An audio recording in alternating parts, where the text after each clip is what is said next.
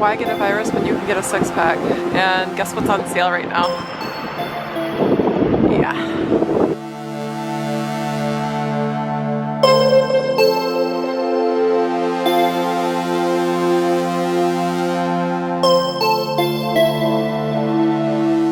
I'm going to one of my favorite places in Kalamazoo. It is the cemetery.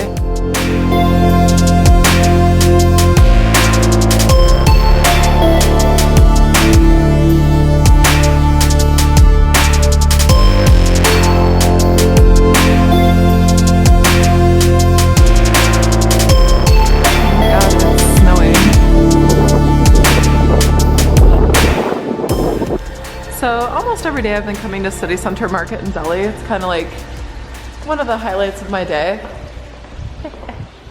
I keep getting their baba ganoush. I'm obsessed. So I found out that baba ganoush actually has an anti-aging property in it because of the skins of the eggplant. Is this not so weird?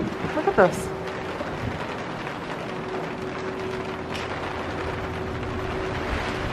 But yet the sun is still shining.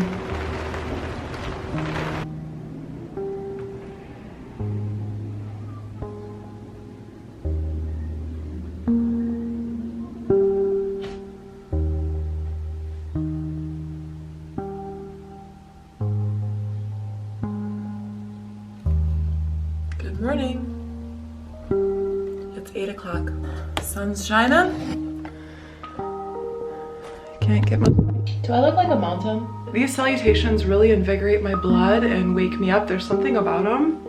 I don't know if it's just because it's an ancient tradition.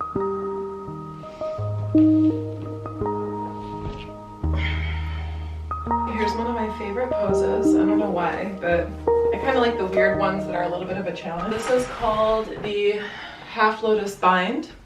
Plant your feet firmly, all four corners of the feet firmly into the mat. And then we're gonna start with the right foot up. So we're gonna shift our weight into the left foot. Make sure that you're nice and steady.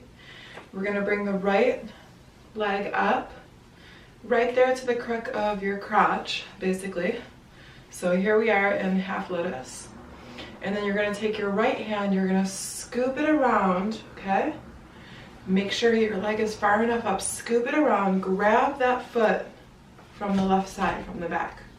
So you can see that my foot is supported right now or held up with my right hand. We're gonna raise the left arm up in the sky, and I'll try to get better footage of this eventually. And then you're gonna inhale and exhale, forward fold nice and slowly toward the mat with that left arm, bringing the fingertips all the way down to the mat. Keep that hollow out in your belly and your spine straight. Bring those left fingertips in so they're in line, just on the outside edge or in front of that left foot, and hold. Make sure you keep that shoulder back, elbow back. And this is such an awesome stretch for that outer thigh.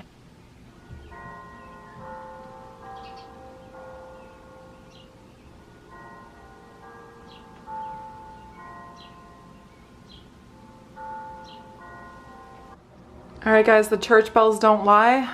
I was filming at 8, I'm still filming at 9. I've just been kind of dicking around today. I mean, I got a good practice in, but I wasn't like completely focused. So probably an hour and 10 minutes practice today. Pretty good. But I'm kind of like not as focused today because I'm gonna be transferring apartments today. I hope that you all aren't being too hard on your like physique, because as you can see, I've got a little bit of jiggle here too. I've been eating big meals at night, bigger meals than I know I should, so that kind of bums me out. During the day, I'm really good.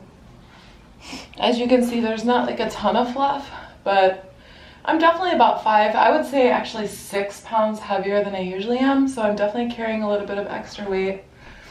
So I just want to let you guys know, just be mindful of what you eat, but also don't be so hard on yourself. Don't beat yourself up. You know, I know that sometimes we might be experiencing anxiety, we might even be experiencing boredom, and so even when you're not hungry, you might be going to the fridge and eating. I'm guilty of it too. There have been a couple nights where my stomach hurts so bad because I overate. So even in the moment, I'm aware of why I'm doing it and what I'm doing, but it can be hard. It can be hard. Yeah, this is real life now. I feel like some girls were just born with this gift that they could like French braid and do all these like cool braids, and I never learned how. So I just wanted to talk a little bit. I feel like I'm feeling under the weather, but I think it's just my emotions today that are catching up. I had a rough night sleeping. I transferred apartments and I woke up a lot last night, so I set my alarm for a little bit later. And you know, the thing is, the solution sounds so easy, right? Just like wake up, get out of bed and do things that'll make you feel better.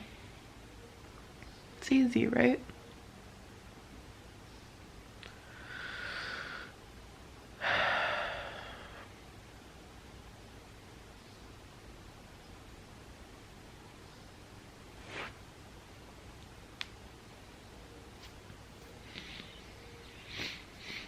Happy Easter, everyone. I just want to let you all know that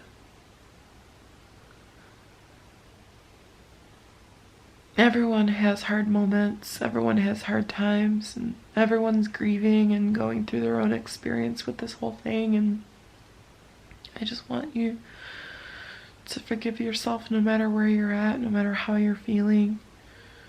Some of my friends are feeling really hurt and really in a lot of pain. Some people have lost family members. Some people are just getting over the illness. And some days it's just hard to wake up.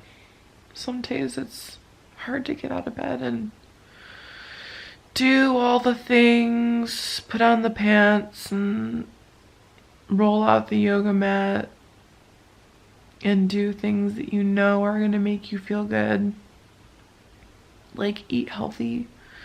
I've been binging for like 2 or 3 days on food at night. I'll be good during the day, and then at night I just kind of like overeat until my stomach hurts. Like I'm just like an endless well. I'm an endless pit. Like nothing is satiating me. And I know that I'm not hungry. I know that I'm just eating to fill some kind of void. Overall, I'm like still holding strong. I'm still happy. Just some days are hard to get up and do the things that are good for you. And that's okay. Sometimes you might just need to sleep in a little longer. I'm still gonna tell you to do the things that are good for you. You don't have to be extreme with it, you know, like for example, the past few days I've been doing my own yoga workouts and coming up with my own sequences, and so today I'm just gonna take it easy and do this.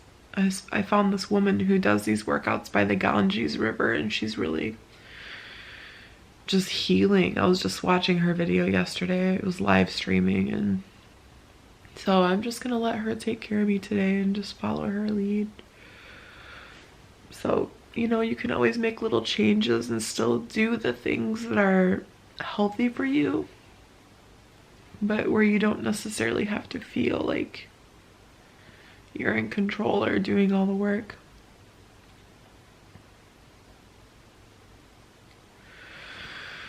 I also lost the sunshine on this side of the house, which isn't the biggest deal. It doesn't look like the sun's out today anyway, but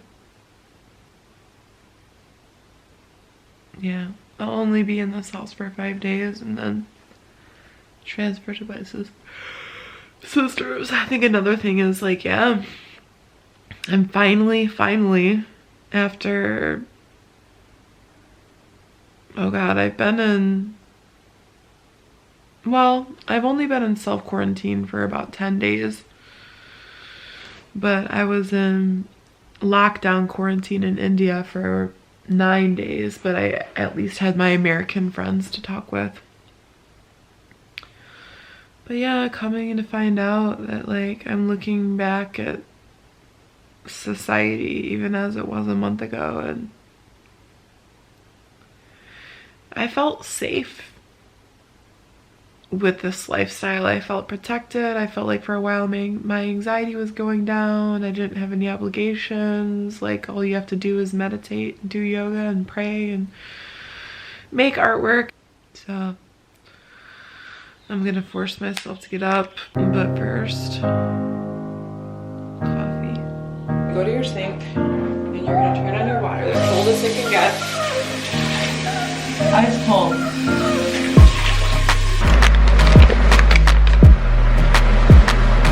Add a little bit of this. So shake this up, and then I add a little bit of cinnamon. Oh man, what a gloomy day out. Look at this.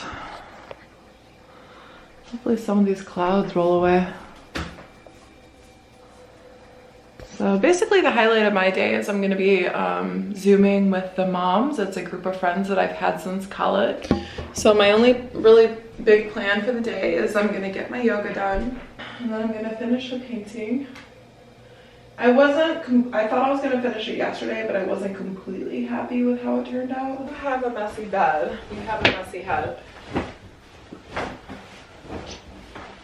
Just do the bed. So even if you're not really feeling like moving, just put your mat out on the floor. So yeah, psychologically, you want to put your mat on the floor. You just want to have it around, have it in your vicinity.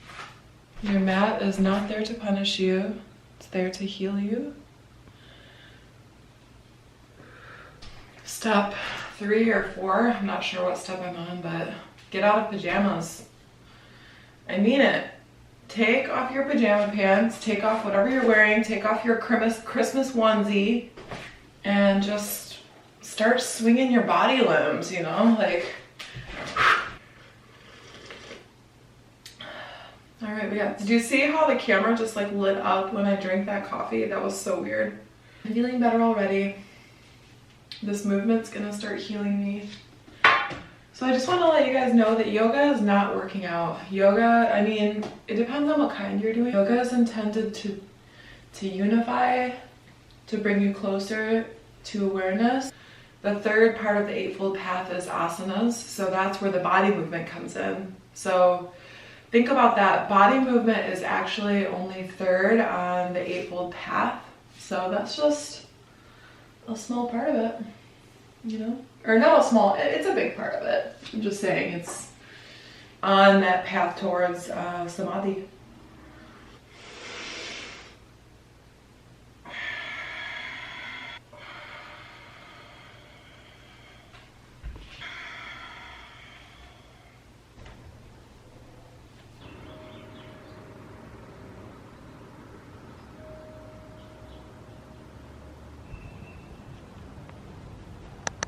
So today's turned out to be unexpectedly pretty awesome. Made it up to East Hall. This is actually where I used to paint, overlooking the city of Kalamazoo.